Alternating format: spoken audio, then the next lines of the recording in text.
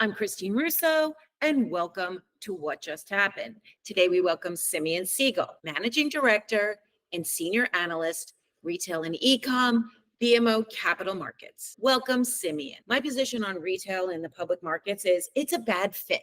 That's my opinion. What's your opinion? So your question is, public companies in retail and the stock market are bad? Discuss. I don't think we have a hero to point to say, yes, this is it. This is the one as it relates to public markets and retail. I mean, we do not have any real hero to really sort of say, well, that's it. That's the blueprint.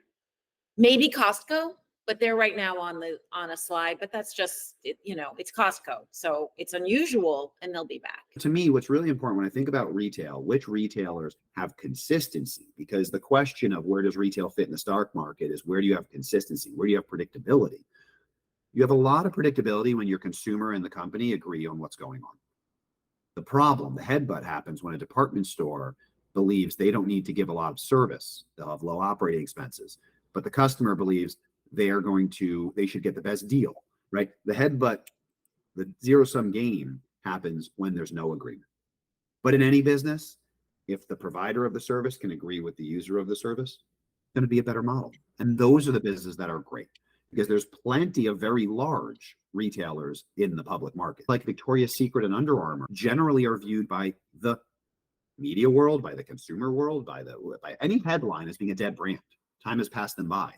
And yet they do over $5 billion of revenue. That's a lot of revenue. And so what I really believe is revenue is a measure of brand sizing. Revenues tell you and I if a customer likes the product. How? Because they bought it. Much more than NPS, much more than any survey, much more than an intent to purchase. The fact they bought it says they like the product. Gross margin, the health of the business, that gross tells me what the value, what the brand should be worth. And so when I think about the size of a business based on its stock price, it's potentially a nice validation, but it is actually not, I believe, the predictive measure. The numbers are what I'm supposed to use to figure out what stock's going to be tomorrow. So the gross margin, I think, is the report card for the operators, the business itself. And I think a gross margin tells me if something's healthy, a revenue tells me if it's big. There you go. Yeah, I would agree with you on that. We know the luxury businesses, Nike, right? There's a lot of very large businesses that manage to create consistency. What you touched on is consistency. The issue with publicly traded retail is it's astounding to sit on earnings calls or hear the kind of recap, and it's like, well, it rained on a Wednesday. We didn't make our numbers. I mean, what? Huh? What? Yes. That's actually a real thing. There is very little consistency, and that's because, separate from what you're saying, or in addition, there are so many outside factors when you're completely dependent on consumer discretion, consumer engagement. So the US economy is 70% consumer spending, right? So you could argue almost all publicly traded companies are consumer facing, most, let's say 70%, whatever. Now, it depends on how far upstream you are. So the retailers are frontline. They're right there. So whatever the consumer's doing, high, low, money, no money, flush, not flush, jobs, no jobs, they're right there. They're going up and down with it. And that's where I think as an investment, it becomes very, very challenging because you can't get a hold of predictability and consistency. Now, you brought in an outside factor that, yes, those are the standouts. Now, they still go up and down as well, but those are the standouts, the ones that deliver on their promise. When we think about what are the businesses in retail that have consistency, which is key to long-term duration in stocks, you have to think about businesses, in my opinion, in terms of whether they drive volume or whether they drive margin. They rarely go together, right? So not always, but in the consumer world, they rarely go together because the way that, and I'm overgeneralizing, I'm sure there's exceptions, and I'm sure we'll realize them as we go, and I'll come back and I'll contradict myself, and that's okay. We want to learn. But in the meantime, need-based businesses, consumer staples, drive a lot of volume. They become very big businesses when they work. You always get the same toothpaste until someone else convinces you to, and then it's a very sticky machine. But they have very low margins, right? Think big box retail. Huge businesses, all about the volume. On the flip side, want-based businesses, consumer discretionary, which if I'm being honest is what gets me going. I love the human game theory. Want-based businesses generally are smaller businesses because the TAM is more particular, but they have pricing power. They have margin. And so they're smaller, but healthier. The best businesses fuse both. And so we all need food, clothing, shelter. Do we all need a glass? Does it need to be a Starbucks coffee, a pair of Nike shoes, or a penthouse condominium? Certainly not. But if you can appeal to something people need, you have volume. If you can force that need into something that people want, you have pricing power. That's magic. And so figuring out how to do that consistently is important. It's not the only way to success. Big box is an incredibly successful business, and they're incredibly valuable in terms of valuation. They're very high valued stocks. But when you think about both, like the true Venn diagram of beauty happens when you can take something that some people need and turn it into something that people want. Retail as an industry and as it affects publicly traded retail companies suffers the most from anecdotal exposure. Why? Because you said it. We're all consumers. We're all out there buying the mug, doing the shopping, experiencing our own things, looking at our circle, and then making some business type of assumptions based on where the performance of the retail brand and company comes in. Whereas other parts of publicly traded, other sectors don't have that. I can't really comment on how much steel so-and-so is buying this year versus whatever. But retail has that happening as it relates to media coverage, financial media coverage, Yahoo Finance, CNBC, whomever. The engagement of retail publicly traded IPOs, even for private market investment, for venture capital. There's this, as you said, this bias, this anecdotal piece that comes into play. How do you, as an analyst, sidestep all of that and keep the guardrails on and stay focused? Intellectual honesty is really important. Don't let your bias control you, let it help you. It should be the first step in the process. But then after that, you need to actually do some real numbers and think through and be honest with yourself and say, just because I like it, does that mean others will as well? Here's a question for you, and maybe you can pull the curtain back a little bit, because I have my own perspective on this, and I could be wrong, which I often am. So when you have, particularly, let's say a D2C, because we had several D2C companies going public, and when you're of that size, right? First, you have to determine what the value is to go public, and then very much on the heels of that, kind of produce information on where you think it would go with the public funds. The challenge that I see for a retailer when they are out there getting the public funds is that for the most part, the funds are used for OPEX and CAPEX. And I actually think that public funds should be used for much bigger initiatives and innovation. So I actually don't believe that public funds should be used to operate your business. Now, maybe, okay, we want to ship more, we need a bigger warehouse. I actually feel like if that's where the bulk, let's talk in percentages, if that's the bulk, you're actually not able to fund your own business. It's going to show up in the stock price going down because your balance sheet isn't fundamentally strong to pay for your own OPEX. That is my opinion, being on the side of inside publicly traded retail companies and private retail companies. What are your thoughts? So that's a really interesting and loaded question. I think you're right in that it's always going to be more interesting to have strategic investment focused on the future, because otherwise you're just running in place to hopefully stay in place. That said, I also think companies that ignoring OPEX and pretending it didn't exist, which I know is not what you're saying, but I know ignoring OPEX is the reason we got into the trouble with the digitally native D2C belief that it was great. I think at the heart, and you and I have talked about this, my team did a report about 2 years ago that I get asked about still somewhat daily, which is interesting, called D2C is not all it's cracked up to be. And the premise, or the conclusion, was wholesale is great. Don't sleep on wholesale. Wholesale is a amazing, when done right, is an amazing way to heavily distribute your product through good channels. at a phenomenally low OpEx because you're letting the partners do the work for you. So it got this bad rap for various reasons. Increasingly, I think that is becoming less accepted. So that's good. People are appreciating it.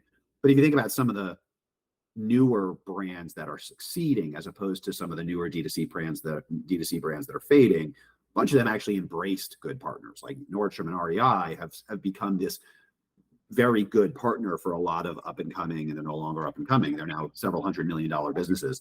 So one, I think ignoring OpEx and believing it would go away and the problem would all be solved with revenues was at the core the problem of the belief in D2C, because gross margins look better, OpEx looks worse, but we pretend OpEx doesn't exist. So as someone who is maniacally focused on building sustainable companies and brands, as opposed to kind of like flash in the pan, I would say making sure you have your maintenance CapEx, making sure you have your ongoing OpEx very much accounted for is critical. It might not be fun, it's critical.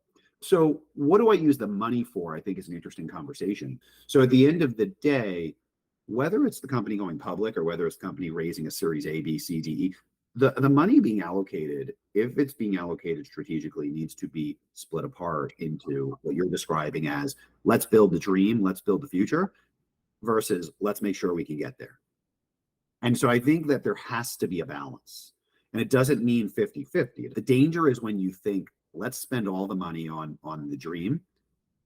And what happens is the foundation falls. I think anytime you take a dollar from an investor, you need to make sure what that dollar is going to cost you in the future and where you want to spend it accordingly. In other words, some of the funds will be used for short to medium term objectives, and some would be used for long term. So you lay out the strategy, which is exactly what you should be doing all day, every day. So and then optimally, to your point, because you brought this up in this critical, optimally you get to a point where you become self-funding and where your business actually creates this capital. I'm a firm believer of watch how I spend rather than listen to what I say. And I'm also a firm believer of, if I believe that I have growth, I should buy fixed costs. If I believe that I'm maturing, I should variabilize my expense structure. And so what I mean by that is the way you make money is by paying rent once and then getting more and more traffic into your store. You pay the fixed cost once, and every incremental dollar is better, it's healthier, it's more margin because you only pay it once. If you have to pay that rent for every unit, if it's a variable cost, you never scale. There's never a benefit. What you did describe with the variable and fixed costs was CAC. So CAC has killed everyone because it's so variable over each garment, each transaction. It could be as much, it could be this much, it was this much, now it's this much, maybe it's this much. I mean, that's why we are where we are. So I mentioned my team did a report, D2C is not all it's cracked up to be 2 years ago. Around a decade ago, somewhere in that vicinity, we actually did a very similar report about e-commerce. What we argued about a decade ago was that when e-commerce came onto the floor, all companies were ecstatic because they viewed it as, we're about to remove labor. We're about to remove rent. This is going to be great. And that was the view. And my team, we did set out to bust that myth. We set out to prove it, or at least to show it. But we found in this report was, sure, you may have fewer costs straight up with e-commerce, but they were all variable. Whether it was CAC, which wasn't even that big for the last 10 years ago, became a problem. But whether it was simply the OpEx we're talking about was all variable because you did have to pick, pack, ship, all that fulfillment, more marketing. Then, by the way, that turned into reverse logistics, which was everything backwards. It was very expensive to sell an e-com item, but the problem was it was very expensive to sell every e-com item. It didn't get better with scale. Whereas a fixed cost with a store, it gets great with scale. So yes, in a vacuum, rent and labor cost more, but not when you thought about it as a fixed cost.